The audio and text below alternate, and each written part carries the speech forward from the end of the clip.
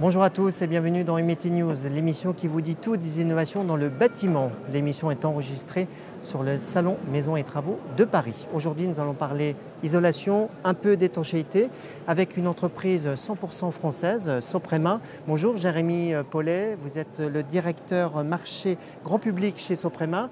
Alors Soprema, c'est une entreprise donc familiale alsacienne fondée en 1908, reconnue pour les professionnels du bâtiment dans le domaine de l'isolation, l'étanchéité, la protection. Et depuis un an, vous avez lancé une gamme grand public pour le particulier.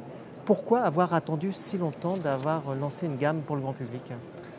Bonjour, alors tout d'abord, Soprema existe depuis 1908, donc effectivement, on pourrait se dire que l'arrivée en grand public est un petit peu tardive. Mais nous nous sommes développés avant tout sur le marché professionnel et nous avons accompagné tous nos partenaires depuis de nombreuses années. On n'avait pas à l'époque les produits forcément réfléchis et pris le temps de développer une gamme en adéquation avec les besoins du grand public. Le marché du professionnel nécessite des produits de grande longueur, parfois un peu lourds, qui n'étaient pas en adéquation avec le besoin grand public. Donc nous avons réfléchi récemment à une gamme complète de produits en fonction des produits qui sortent de nos usines pour arriver en 2016 sur le grand public. Alors, vous proposez donc une gamme tout à fait complète pour le grand public avec à la fois isolant en polyuréthane, en polystyrène extrudé, en ouate de cellulose, également un isolant en vermiculite. Oui. Comment il fait le client pour s'y retrouver ? Et on pourrait même rajouter la fibre de bois. Et la fibre de bois, exactement. Voilà, récemment ajouté à notre gamme de produits. Il faut savoir que tous ces produits ne permettent pas d'isoler les mêmes choses. Nous avons le polystyrène extrudé qui est un isolant haute résistance, le polyuréthane qui est un isolant haute performance. Nous avons la vermiculite qui vient faire un complément d'isolation. Nous avons la fibre de bois qui a un côté déphasage thermique que d'autres produits n'ont pas. Et nous avons enfin la ouate de cellulose qui est un isolant pour les combles. Donc nous avons des isolants qui certes font partie d'une large gamme, mais nous permettent de couvrir à peu près tous les domaines d'emploi de la maison. Alors je veux rénover une maison, je dois refaire totalement l'isolation. J'hésite entre une isolation intérieure, extérieure, j'hésite entre des produits, c'est pas évident quand même. Ah non, c'est pas évident. Alors il faut déjà voir ce qu'il y a comme place à l'intérieur de la maison. Il faut le savoir si on a envie de faire une isolation intérieure, une isolation extérieure. La plupart du temps, une isolation extérieure, ça demande un peu plus d'outillage, ça demande peut-être une aide professionnelle. Donc on se rabat plus facilement sur un développement et une rénovation intérieure. Et nos produits aujourd'hui se développent, sont faits pour travailler en intérieur, en grande partie. La vermiculite, ça sert à quoi ? La vermiculite, ça sert à quoi ? C'est une bonne question. On l'utilise également, on l'utilise en complément d'isolation par-dessus une ancienne laine de verre qui s'est légèrement tassée. Nous pouvons l'utiliser pour créer des bétons légers. Ce sont les deux gros domaines d'emploi de la vermiculite.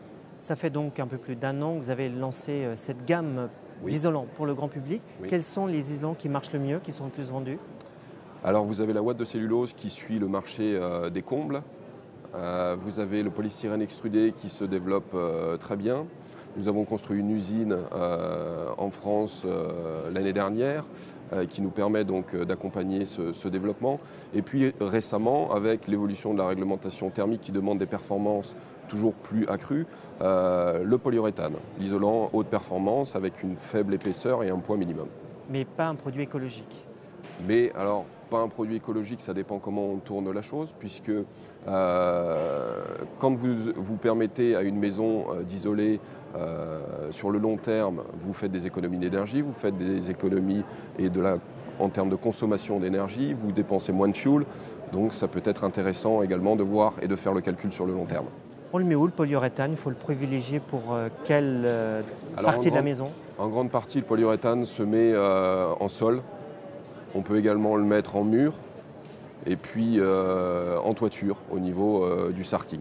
Donc c'est un isolant qui va se mettre partout, mais en grande partie pour le grand public, il s'utilise en sol. La ouate de cellulose, vous l'avez dit, pour les combles perdus, c'est ça? Oui, exactement. On le souffle? On vient souffler la ouate de cellulose, exactement, ce qui permet d'isoler un endroit dans la maison qui fait perdre beaucoup d'énergie. Donc vous proposez à la fois des isolants, mais aussi des produits d'étanchéité. Je pensais que l'étanchéité, c'était vraiment réservé aux professionnels. Il y a des produits simples aujourd'hui? Alors, c'est le défi qu'on s'est lancé, c'est de vraiment simplifier, de faciliter la mise en œuvre de ces produits. Nous travaillons avec des artisans, comme on l'a dit au début, depuis 1908.